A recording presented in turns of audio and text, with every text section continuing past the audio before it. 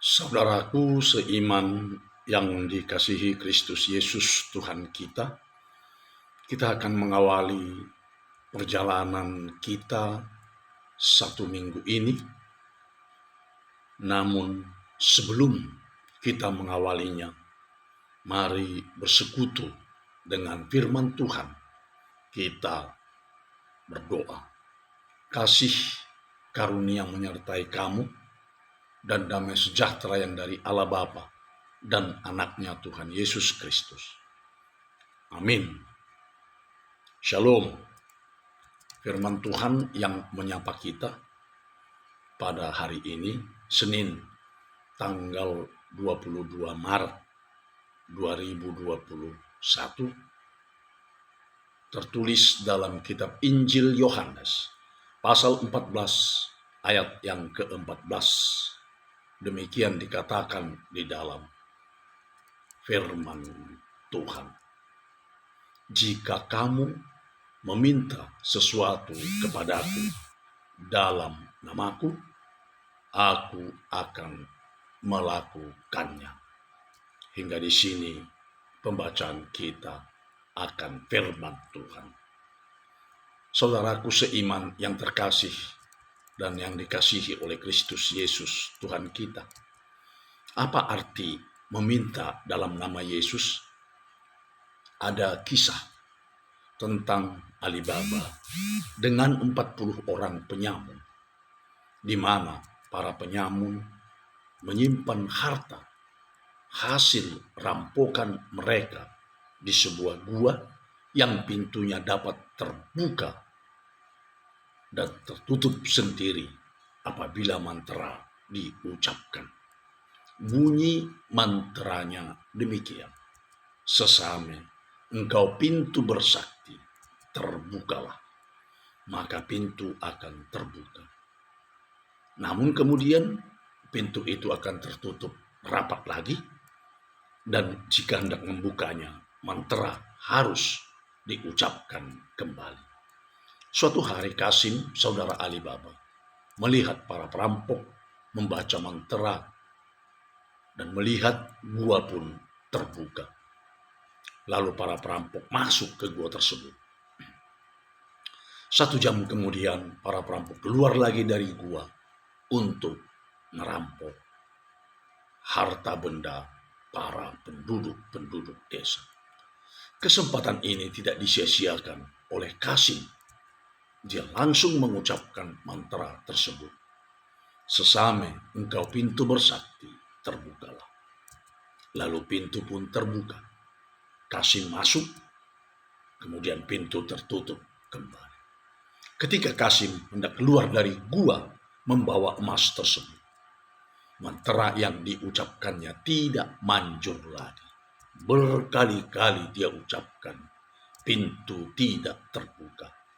Akhirnya Kasim mati dibunuh para perampok di gua tersebut.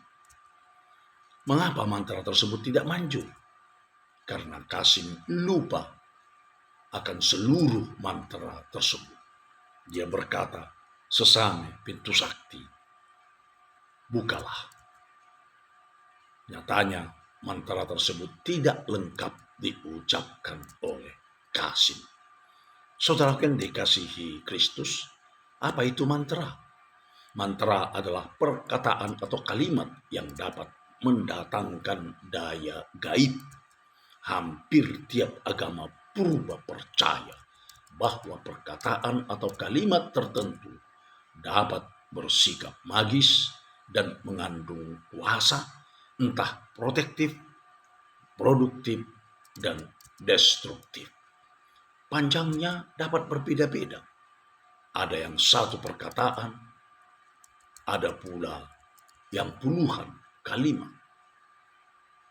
Mantra terutama berperan dalam doa. Orang percaya bahwa apabila doa diawali dan diakhiri dengan perkataan atau kalimat tertentu, maka doa itu lebih besar kemungkinannya untuk dikabulkan.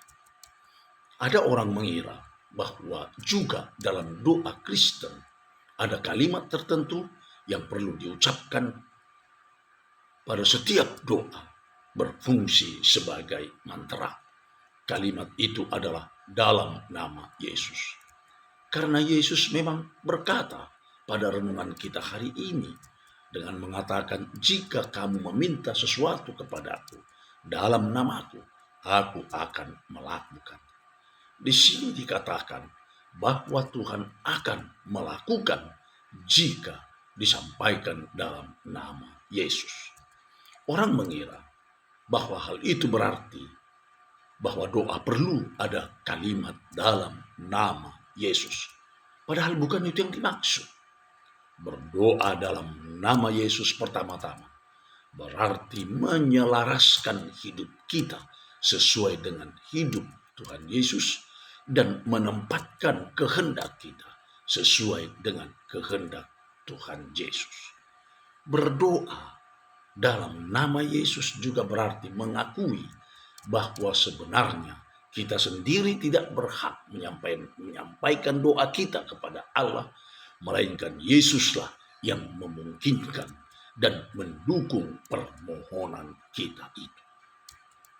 Jadi kita berdoa dalam nama Yesus bukan berarti membubuhi kalimat dalam nama Yesus pada doa kita, dengan mengira bahwa doa kita menjadi berkhasiat.